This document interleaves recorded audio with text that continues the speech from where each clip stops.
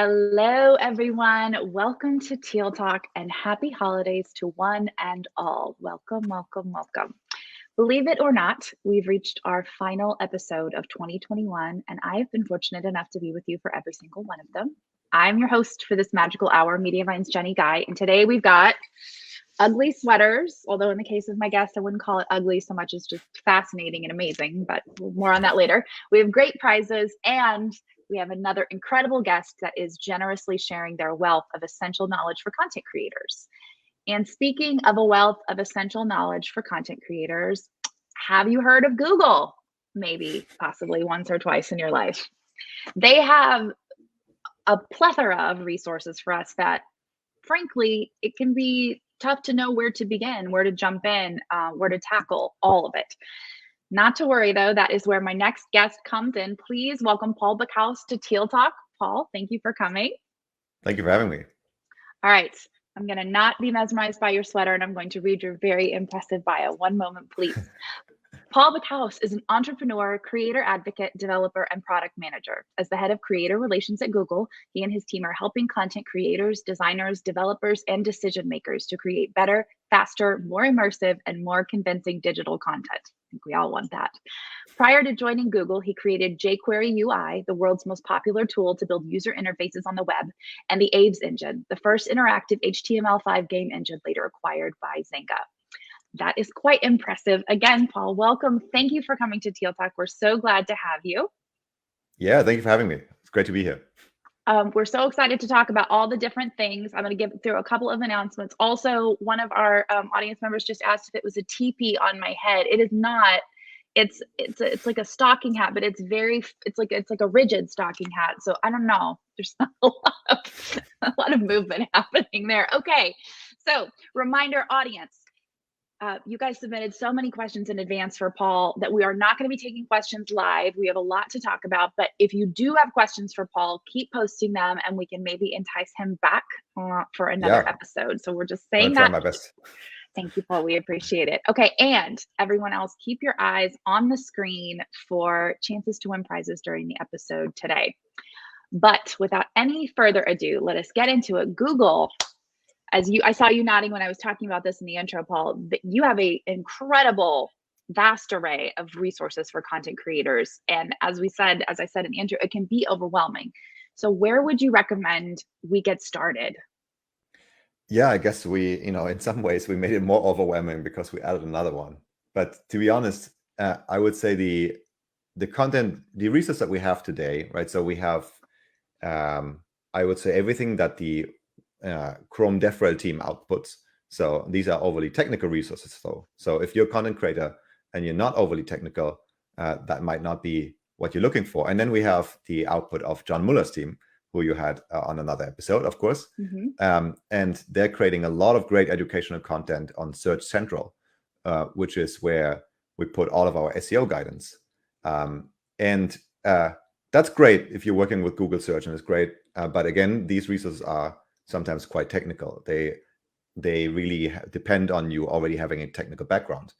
And so we actually, I don't know if you're familiar with resources that I don't know, but as far as I know, we never had resources for non-technical content creators.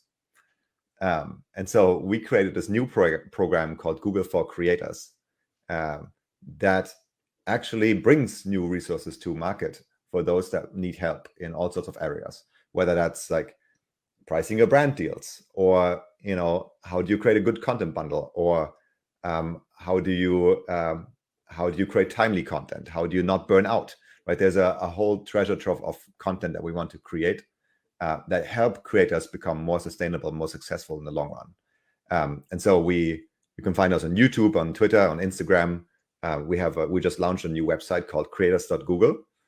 So please check it out and sign in and personalize your learning experience. And there's going to be more content coming to that site soon. But yeah, we're trying our best to make ourselves useful to content creators in ways that we haven't done before. And we love hearing that. When did Google first unveil this, and what was the impetus behind it? So we unveiled it last year in, I think it was September, October. But initially, the whole thing was called Google Web Creators. we have since expanded scope to also help creators that don't primarily have the web as its center, because it turns out most people don't call themselves web creators; they just call themselves creators or bloggers, right? And so we removed the web, we shifted it to Google for Creators. But last year we largely launched with the social channels and with a section of the official Google blog. And the website, for instance, is brand new. The website we launched, I think, 2 months ago. Brand new. So still really fresh in the whole journey, I would say. And overall, this team is a new team. So or this effort is a new effort, at least. We haven't done this in a long time. To be honest, we probably should have done it 15 years ago, right? I mean, you would imagine that the content creators that are really the bread and butter for Google should have better support networks and better educational channels coming from Google. But we never really thought that was our role to play, because we figured, look, the web is of course not ours. The web is already there; it's an open ecosystem, and we estimated when we created our products that there would always be great content on the web, and that it would just magically appear out of nowhere. Well, it turns out that's not necessarily the case, right? You do need to educate creators, you do need to help them, you do need to offer support, and we want to be good citizens and good stewards of the web, and leave it better than we found it, basically. So that's why we're doing it now. Much too late, but hopefully not too late. Well, first, just it's so refreshing to hear anyone from really anywhere say out loud, we should have done something and we didn't, and we appreciate you saying that, whether we agree or not. It's just, like I said, very refreshing to hear. And two, I think that content creators, we want to know what Google wants, because essentially performance in terms of SEO or in terms of finding an audience, all of that comes from Google. So hearing from Google what you're looking for and how to create content that will perform well for you, but then in turn it's cyclical, because content that performs well on Google is content that is good for your audience. That's all of the metrics that you come out with are meant to improve and enhance the experience for people on the web. So love hearing all of that and the way that it goes around. So that's exciting. Yeah, I mean, if you look at the current trends in content creation overall, you're seeing a lot of it shifting towards more visual content, right? So most new platforms, most walled gardens focus heavily on visual content. And that shift, I think there's a lot of inertia on the open web, right? So that shift hasn't really happened on the web yet. There's a lot of text content, and a lot of it is technical nature too. For instance, putting a video onto your self-hosted WordPress site is a whole world of pain, right? And there's a reason why YouTube exists and why YouTube is popular, right? And I'm not recommending anyone to put a video, like a long video, on their own site. I mean, you probably upload it to YouTube then, or Vimeo or whatever, right? I mean, but really, there's a reason why those services exist. That being said, I do think we need to shift more of the content creation to make it richer, to make it more visually appealing. And that trend will probably continue. And so our team, of course, has produced web stories for this, but we will keep iterating on this. We will try to find new ways to do this. And hopefully the whole web will keep iterating. I think one of my pet peeves is that I've been in several developer relations teams over the years. And in the past 10 years or so, I would say much of our focus when it comes to advancing the web as a community on the technical side was towards e-commerce and applications. Like everyone was interested to bring Photoshop to the web. And don't get me wrong, it's great that we have Photoshop on the web. But I do think that we could have spent more attention on innovating in blogging, right? And making content more rich in the same amount of time. I don't know how you feel about this, but personally, I'm a little sad that 10 years ago, so we saw this wave of art-directed blogging. Do you remember that, right? Yes. With The Verge and others creating these really fancy articles. I'm like, wow, this is amazing. Like, can we have more of that? Can we make this easier to do for everyone? Can we and then nothing came, and it just stopped, and I haven't seen really big content innovations on the web in a long time, and it's a little bit sad. So back to your question, I do think that we need to get towards more visually appealing content. I also think we need to bring community and engagement back to websites. I think for many bloggers, comments are kind of dead. And that's really unfortunate, right? So the indie web movement is trying to bring some of that back, but I think we need to turn it into real products that bloggers want to use. And then also, one thing that I'm particularly concerned about is what I call the generational divide on the web, where, and I often call this, I often try to compare this with cable TV. It's not that cable TV is going away. It's still there, right? There's still a lot of people subscribing to cable TV. There's no one in Gen Z that subscribes to cable TV, right? I mean, that ship has sailed. So it's true. I do fear that the content web is turning into cable. And I do fear that maybe not everyone is seeing it. So it's sort of this boiling frog that doesn't realize that it's boiling. And I'm very concerned, and I would say Google's also concerned that new generations are simply skipping the web altogether and not using it for content consumption. And I think that's something that we all have to think about and face, right? If we don't create the content that Gen Z wants to consume, then Gen Z will simply not use the web. And so for every blogger that is listening to this, right, think about what your core audience is, but also how to expand it going forward and how to bring fresh audiences in. Yeah. Absolutely. I completely, we've been at Mediavine, we have been pushing video, and it's not just because it's what advertisers want. Obviously that's part of it, but it's because it's what audiences want. It's a way to, and that I think is a great way to bridge the gap and connect with people who are loving TikTok and the different forms out there. That how can we bring that style of storytelling to blogs? I think it's a great question and very important. So you have already talked about this some, but I wanted to expand. Sylvia with Wapiti Travel wanted to know, what is the Google for Creators platform and how can it help us? And you've talked a little bit about that, but where can people start? Yeah, so basically, we want to create a program that helps content creators succeed on the web.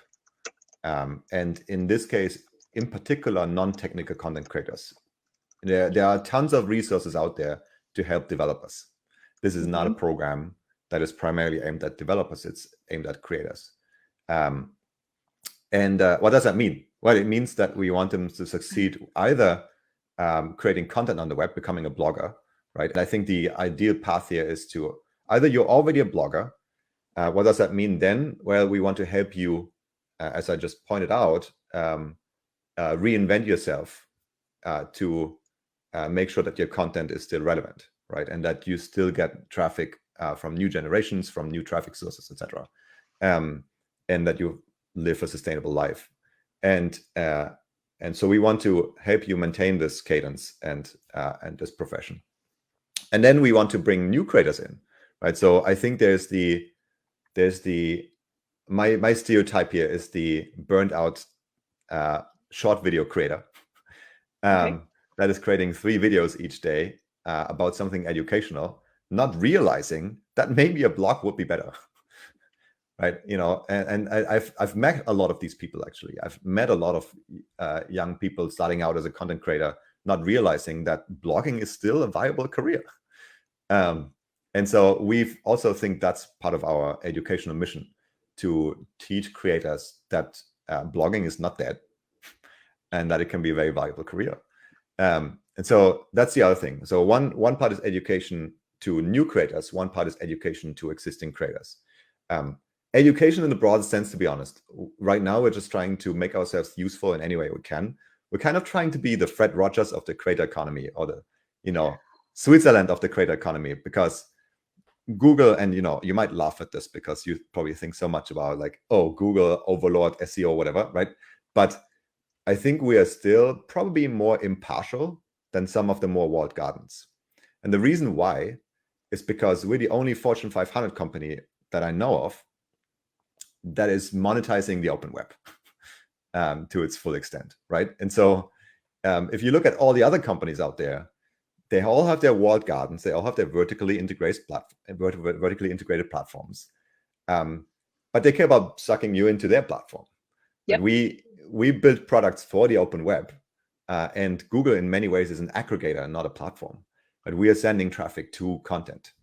And so I like that, because that means that if I convince somebody to create a website and they don't use Google Analytics and they don't use AdSense or whatever, right? I mean, of course I want them to, but even if they don't, even if they use competing services, we still win, because that creates new content for the open web corpus that Google search benefits from, that our advertisers then benefit from. And so that helps everyone. And I think that's really good. So this was a long-winded way to answer the question, but really our programs are here to make ourselves useful to all creators on the web, and in all sorts of categories. So if you look at our YouTube channel, we have a series about sustainability and burnout. And for instance, you have topics like how to deal with haters. We have a series around monetization. So we're still in figuring out every day, how can we make ourselves more useful? So if you check out our resources, and please do, and you feel like, okay, actually, this is information that I would like to have from Google that nobody really has talked about, please let me know. One thing that I will say is that the number one thing that, of course, everyone asks for is SEO guidance, because they think Google, yeah, of course, like, I just want to rank better, right? That's an area that we haven't focused on so much so far, simply because John Muller's team is already doing a lot of this. That being said, we are thinking about ways to create new SEO guidance that is less technical and that is more beginner friendly. I think there's certainly a need for that, and stay tuned for more on that one. I think that will be music to everyone's ears. What I was going to say is it was a beautiful answer, and it included your phrase Google Overlord SEO, whatever, which is now the new title for your garage band, which is very exciting. But the audience that we're talking to now, first, yes, let's get some Gen Zs investing in blogs, investing in content creation, and off of social media as their only form. Totally agree, getting them to, because I think that's a big part of the answer to having them invested and wanting to be a part of it, is seeing themselves reflected on the open web, as you said.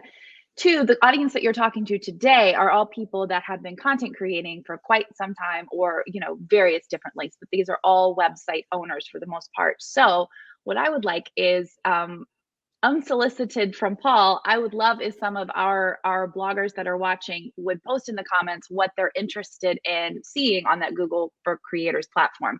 So let's do that. And then in a pause, you might have seen a moment ago that we posted a little ticker at the bottom of the screen that said, what is your favorite holiday movie? And Jordan Smith responded, and he was quick on the draw, and he said Elf, which is a great choice, which makes him our winner for our first giveaway. So Jordan, please send us an email to marketing@mediavine.com, and we will send us with your email address and all that, and we will be able to give you your prize. But moving forward, everybody post in the comments what you want to see on that Google for Creators platform. In the meantime, yes, we are starting to see the questions roll in, and they are about the thing that we knew what they would be about, which are web stories. Paul, we are ready to, we have a whole section for this. So let's talk about it. Are there niches that see better performance than others with web stories? And do you have advice for someone who's maybe been creating them consistently and not seeing traffic increases? Yes, so there are some niches, and we actually published a blog post about this a couple months ago. The first one that I would say is, by far the one that gets the biggest engagement is lifestyle content.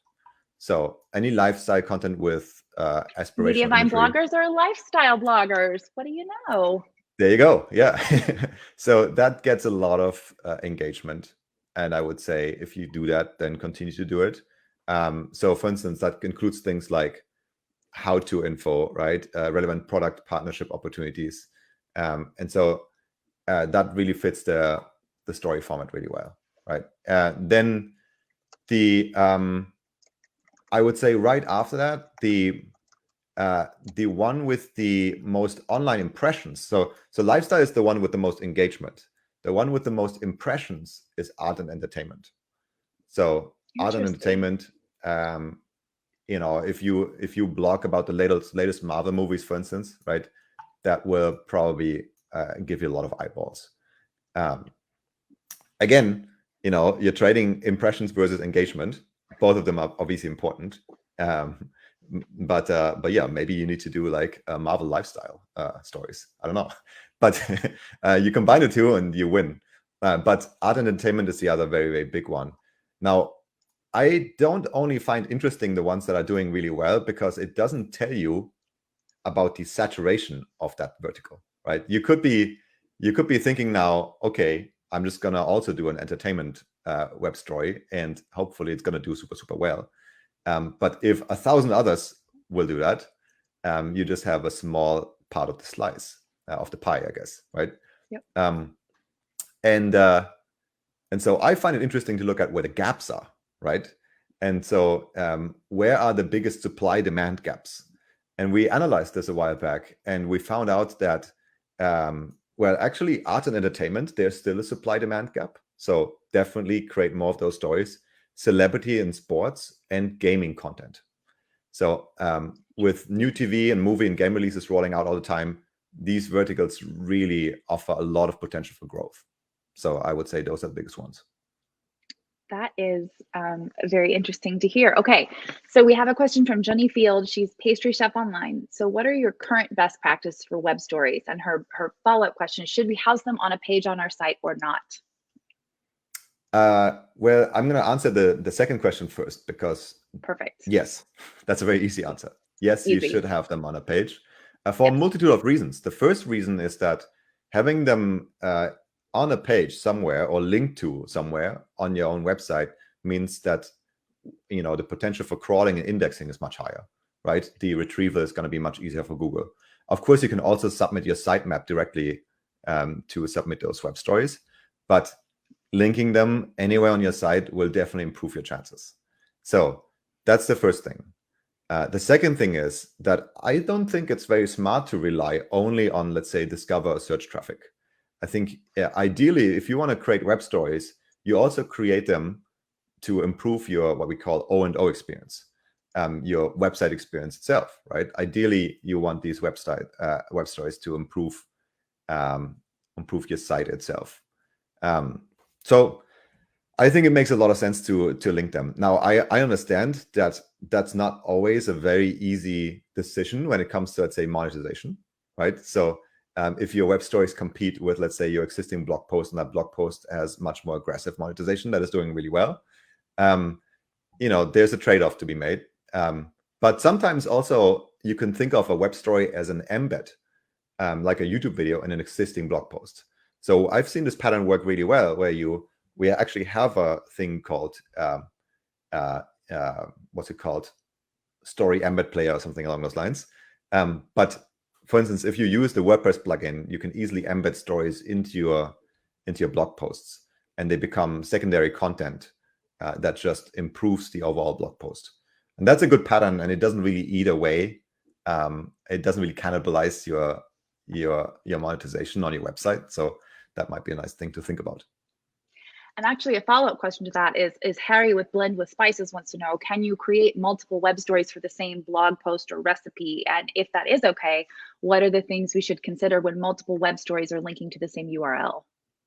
Yeah, totally. Absolutely do that. I think the only thing that I would avoid is really duplicating the content, right? So the same way that having a duplicated blog post would raise some flags, you don't want to just paste the paragraphs directly into the web story that you had on your blog post. But then very oftentimes you have, I don't know, like a 5,000 word blog post. Of course, you can't pack all of that into a single story. I mean, you could, but then it would be a 500-page long story, and nobody's going to read that. So absolutely isolate some of the talking points in your blog post and then turn them into expressive visual stories.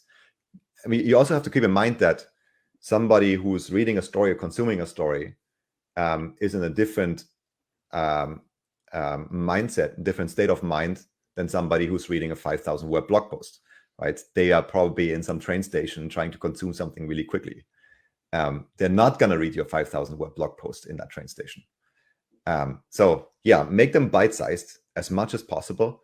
And then absolutely, if you have a long blog post, create multiple.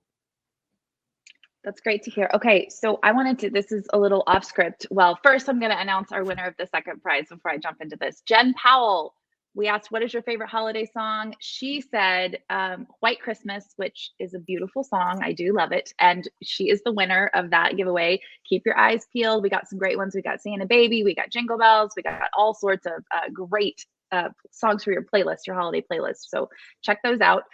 In the meantime, Paul, you were talking about making them bite-sized. Can you give us some additional insight on what performs really well within those? If it's more music, what type of titles, how long are you letting the slides stay up? How many slides per story are the most successful?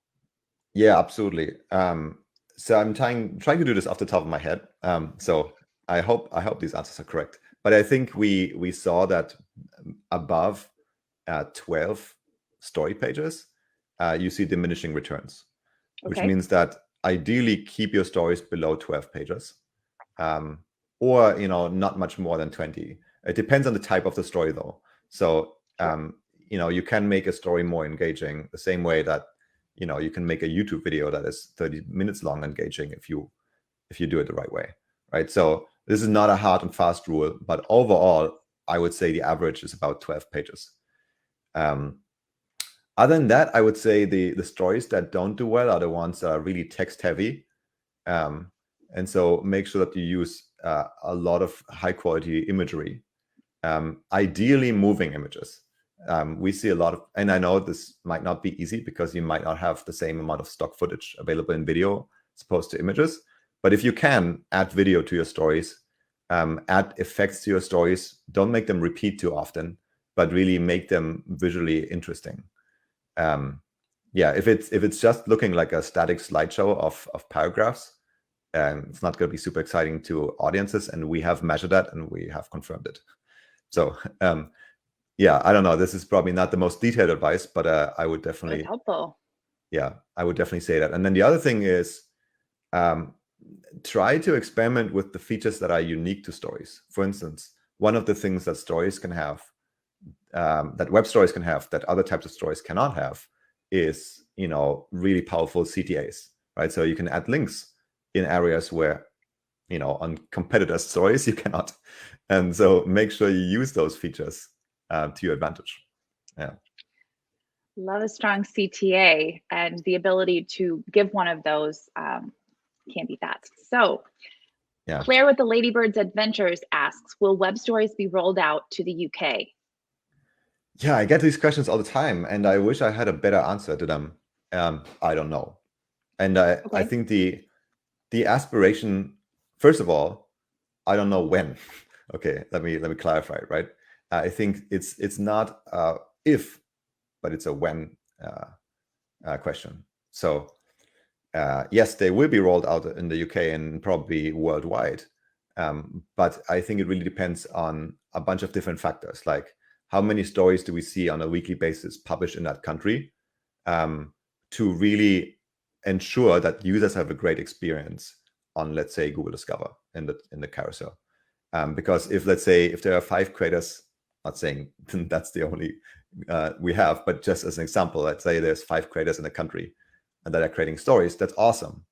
But then if we just unlock the carousel will have the same 5 creators every week, and that would be really sad. So it really depends. A tiny carousel, just a little tiny, would be hard to get on it. But it really, it is a supply-demand problem, right? So the more supply, the sooner we can launch stories in more countries. Sadly, don't have anything to announce right now. That's okay. We understand that. Okay, so we've had some people saying that when their story went viral, the majority of the traffic came from India. Is there any way to target specific areas with the web stories?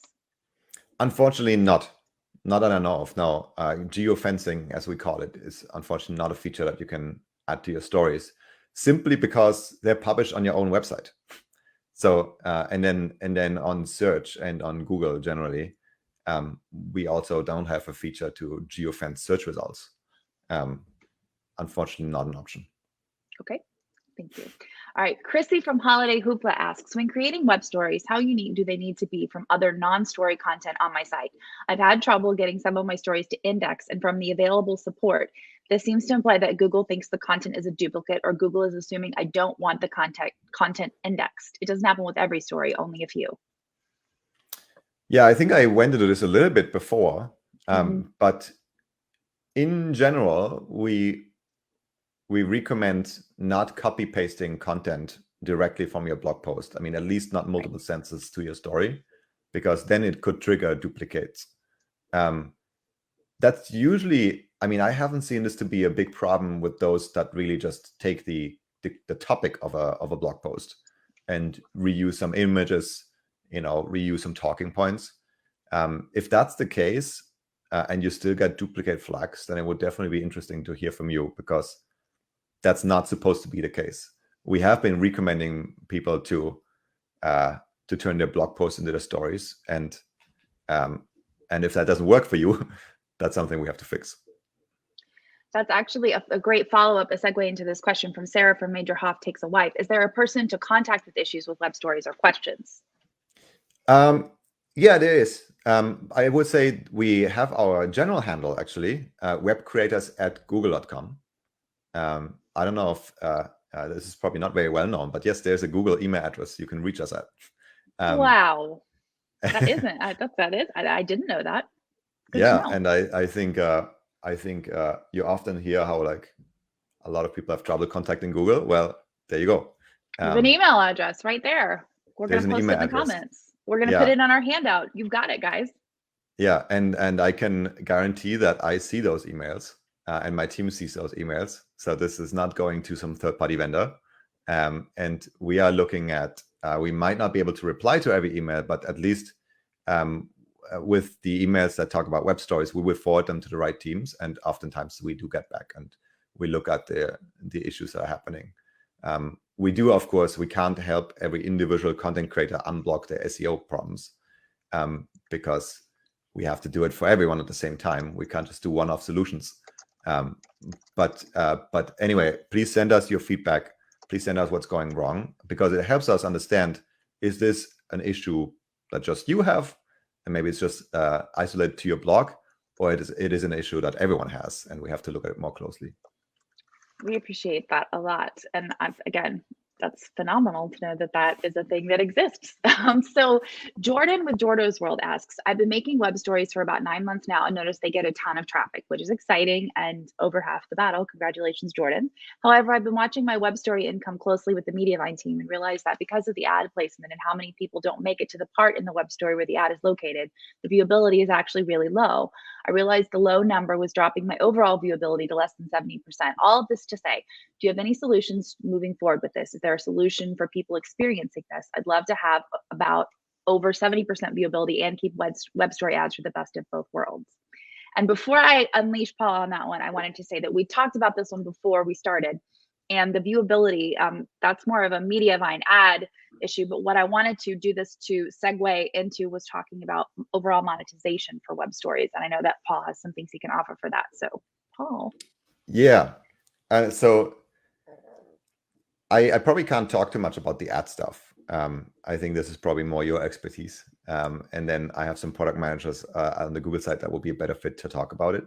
I do know that we often get requests for being able to change like the auto ad placement, for instance, and space it out more, or do stuff like that. So I do know that the team is very aware of the shortcomings, and we are iterating, which I know is a little bit of a non-answer, but I just wanted to do it anyway. No, they're new. I mean, how long have web stories been out there? When you guys when they first came out, there was no way to monetize them, and now we're already moving forward in a new direction. So that's the way things happen.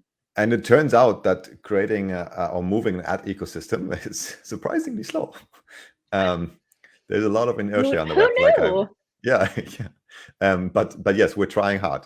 That being said, I think you definitely need to look at the other ways to monetize stories as well.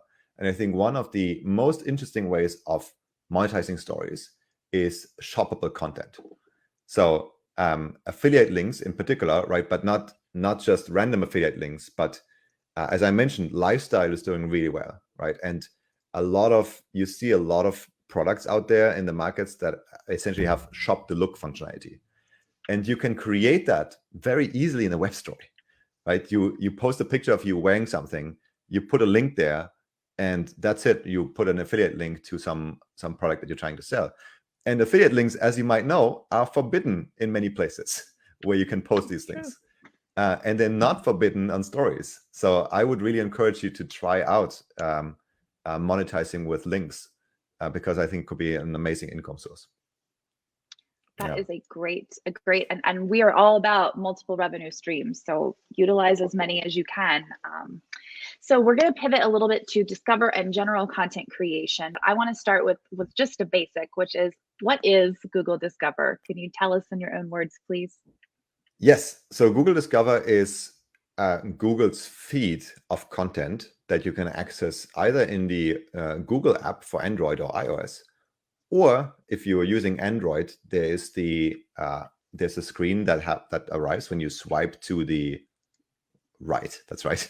You swipe to the right, and you get this -1 screen in some ways, right? And it includes your feed of content that we think you might be interested in. And so the big difference is that Google, of course, is intentful. You need to start with a query with some question that you seed it with, and then you arrive at the results. Google Discover doesn't have that. So it's queryless discovery of content. The big difference between Google Discover and other content platforms and algorithmic feeds is that it's all web content. So all of that is, again, it's an aggregator. It's bringing content back to the web and to your websites and links and users to your websites. The irony here, I guess that's the elephant in the room, is that it's called Google Discover, and a lot of you have not discovered it yet. So we're not doing a very great job at promoting it, to be honest. Okay. But it does have more than 1 billion users. So it's not a small product by any means. And it's really great to take a look at it more closely, I would say, if you haven't taken a look at it yet. So what you're saying to all these content creators that are watching is that there are people there. You need to be there doing something for those people. There's an audience waiting for you. Absolutely. Yeah. Okay. And that's also, of course, where web stories are the most prominent.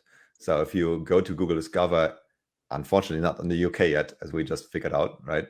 But if you're in the US, in India, or in Brazil, you'll see a pretty fancy web story carousel in Discover that highlights the poster images of stories in a really interesting visual way.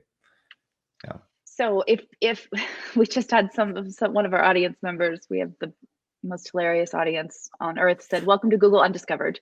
So, which is maybe it's a new title. We're workshopping here. So to find Google Discover as a user, you need to, if you're on your phone, you need to have the Google app. Is that accurate? Yes, absolutely. Yeah, you need to have the Google app, but then on, let's say, on Pixel phones, right, and on stock Android, that Google app is already built into the stock version of Android. Right. So again, like in that case, you literally just swipe from your home screen to the side, not where you find more apps, right? That would be the, I guess, left swipe. Yes. But no, it's the other side, and you basically get that feed right there. So on Android, it's much easier to get to it. On iOS, you have to download the Google app and then enter the Google app, and then you're right there, you see that feed, or you scroll down. Get the Google app. Okay, so now that we've discovered that Google Discover is undiscovered by many content creators, we have Jordan from Inspired by Maps, and he said, what is the best practice for Google Discover? How can we create content optimized for it? Beyond the image size requirement, there seem to be no concrete guidelines. Yeah, there are no concrete guidelines. We have a single page on Search Central that talks a little bit about Google Discover and gives advice. But I agree, there's not a lot. And I think some of this has been by design in the past, because we've been intentionally thinking of Google Discover as an additional traffic source to bloggers, right? Where like search might be your main traffic source, but then Google Discover is an additional traffic source. And the reason why is because it's very hard to predict traffic on Discover, and that's why, and that's because it's personalized. So you might like things that I don't like, right? And so we're not seeing the same discover feed. It's highly personalized. And that also means that as a content creator, unfortunately, you can't expect the same traffic from, let's say, every web story or every article you publish, and you get the same traffic from Discover. So we don't. It's a little bit difficult because we want people to embrace Discover, but we also don't want people. We don't want people to rely yet on Discover as the only traffic source or only income source, because that sets people up for failure as well.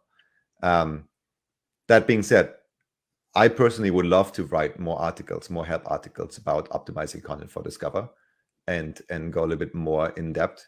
I don't have anything to announce yet, but this is a problem that we're very aware of, and we're trying to bring you more content. That's great, and it's great to hear. We'll be interested. We'll be watching, and maybe we can have you back in 2022 and hear more about it. Yeah, hopefully I'll have more news then. We'd love that. So you recently spoke at VidCon in Abu Dhabi on becoming a sustainable creator. And I have to say, I am in love with that term. I think it's fantastic. So could you tell us what it means to be a sustainable content creator in 2022? Of course. One of the things that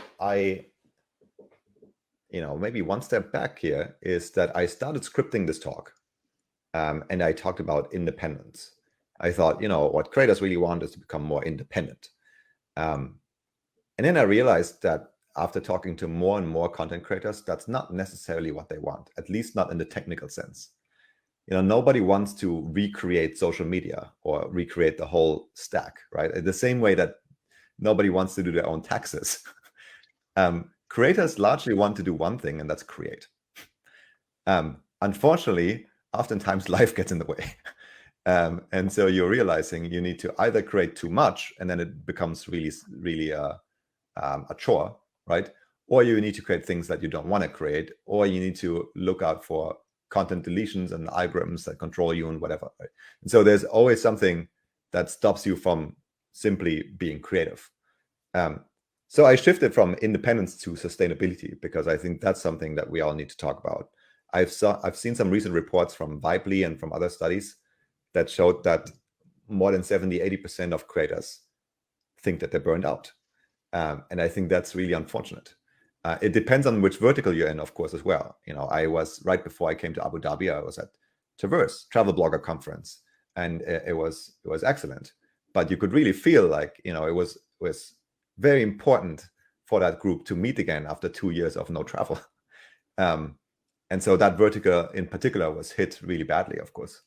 But there are many other reasons for why creators are burned out, for why creators are in a bad state of mind, maybe. And that's, middleman, for instance, right? Like the fact that you don't own the relationship to your audience and to your fans. That's a big pain point if you're realizing, okay, I have 1 million followers on some social media app, but then I want to sell an online course and I can't do it. This is more of a wake-up moment, of course, for people who don't have a website yet. So for those of you who already have a website, you understand that very well. The fact that somebody who subscribes to your newsletter or subscribes to your RSS feed is more valuable than a social follower.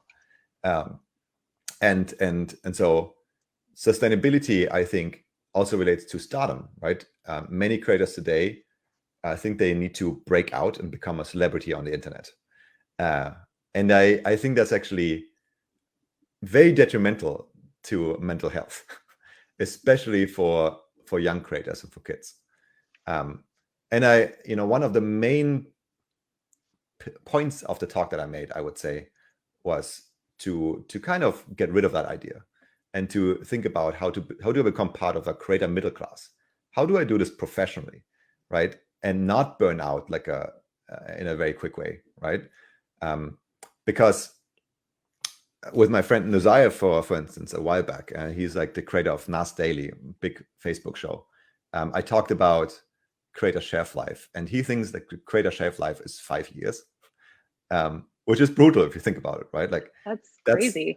That's less than a modeling career. So it's true. Less than an Olympic athlete. Yeah, so I don't think that's great, to be honest, right?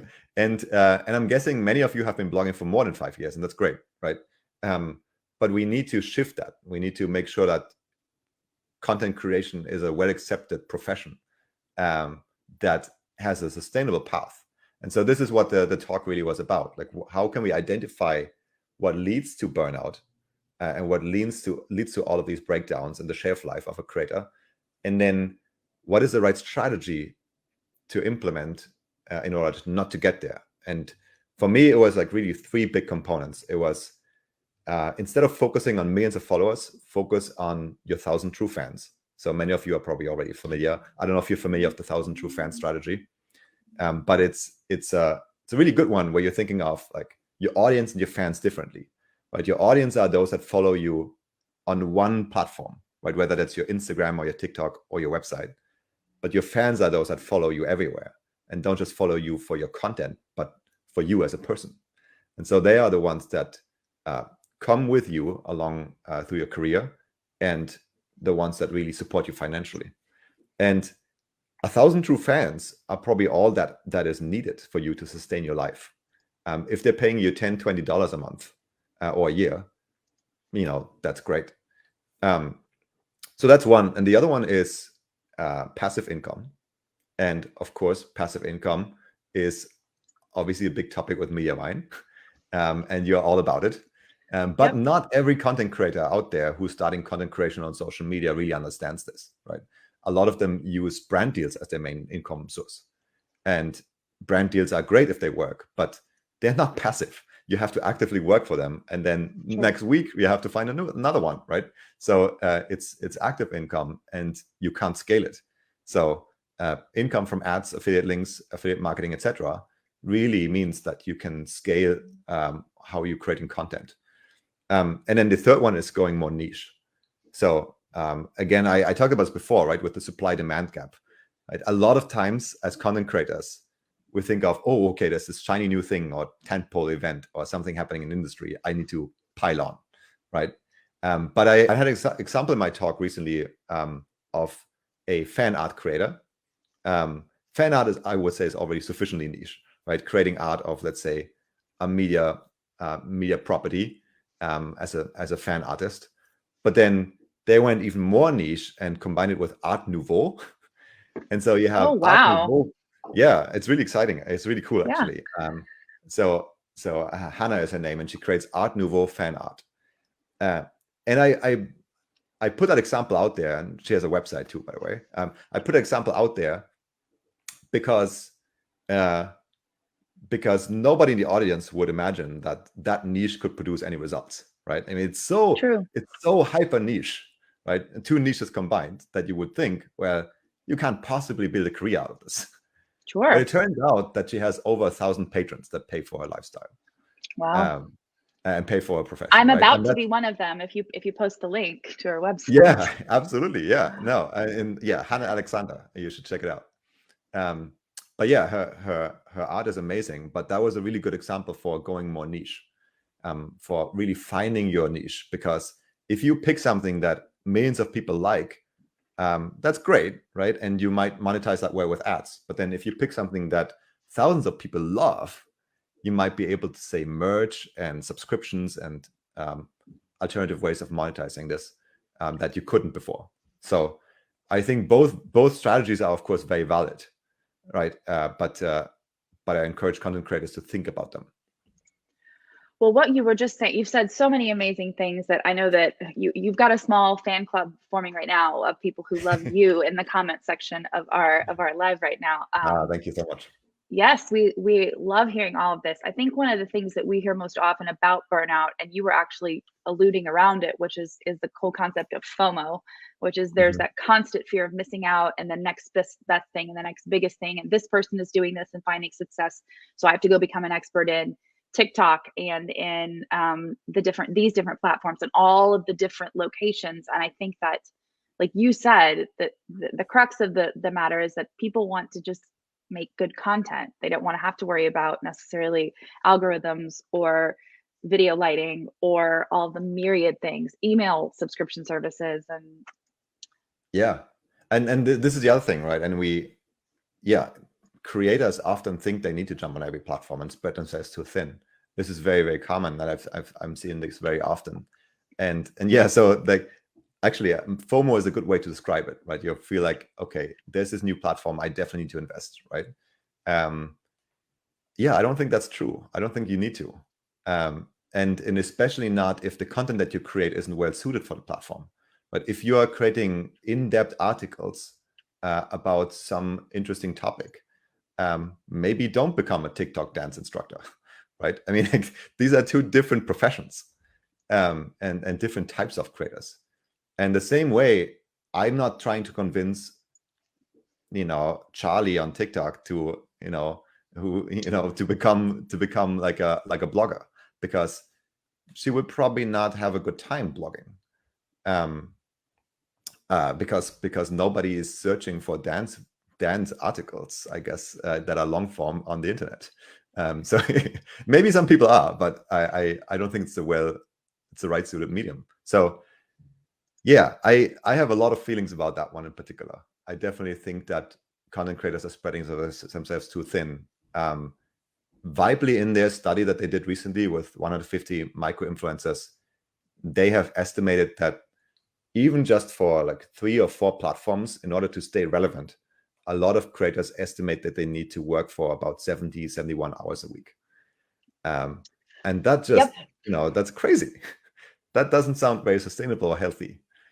No. So I would definitely encourage every creator to pick that one platform that is most well suited for the type of content that they're trying to create. Obviously, great if that's your website. I mean, that's my hope. But even if not, make sure that you pick your main platform and then use the other ones to funnel more audiences onto your main platform. So for our last question that we had, we asked about I don't know if you saw it, Paul, but we asked about favorite dinner, holiday dinner dish. And we had Valerie Stimmick come in with mince pies, quick. And so she was the winner for that one. But also we had so many different answers that now I'm starving and I need people to post their recipes if you have them for all the things that you're talking about. And our last question, let me see, did we get a winner for this one, you guys? I'm having trouble locating the winners thread in here. Can somebody share that? We asked whether gingerbread or hot chocolate. Do you have a preference, Paul? Man, that's a hard one because one is drinkable. Can we combine them? I Gingerbread, like some hot chocolate, I think it's a great yeah, idea. Yes. and some gingerbread along with it. That would be my preference. I think that's a fantastic suggestion. And we are here. Does anyone have a recipe for gingerbread, hot chocolate? Put that in the comments for Paul. Okay. Stephanie was quick there and she said hot chocolate. Stephanie Jungray. So thank you for jumping on that. Paul, the other thing, I had to take care of those housekeeping things really quickly, but we had so many comments when you were talking about sustainability and that we're not in this just for 5 years or even 10 years, that we're wanting to create something that is a lifetime, that you're able to keep doing that. And that's not something that can happen if you're constantly chasing after the next shiny thing. And people are saying it's so appropriate. So I would love to hear your thoughts on how a lifestyle blogger who has potentially been blogging for years and has hundreds and hundreds of articles can take your advice and niche down now. Great question. I would say first take a look at, first one is, I'm going to do a plug here. We have a video about this on our channel, on our YouTube channel, how to find your niche, by Keiko, who is a fashion creator and blogger. So, not only do we give advice from our own, Google employees, but we actually bring in creators to spearhead these series to make sure that we're not saying the wrong things.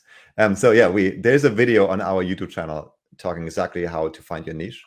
But the first recommendation I would have is look at, the comments on your blog, look at the people that are the most engaged of your fans and figure out what they engage with the most, right? So really take a look at not just which of your articles get the most impressions, but which are the most engaged with.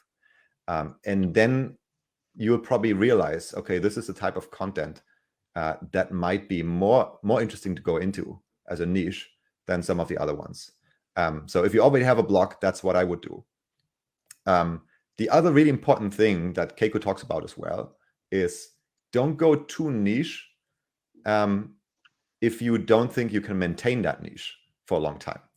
And a lot of people make the mistake that they realize, okay, I like fidget spinners, right? And then you're like, a year later realize, actually, I don't like fidget spinners so much that I want to do it for 20 years.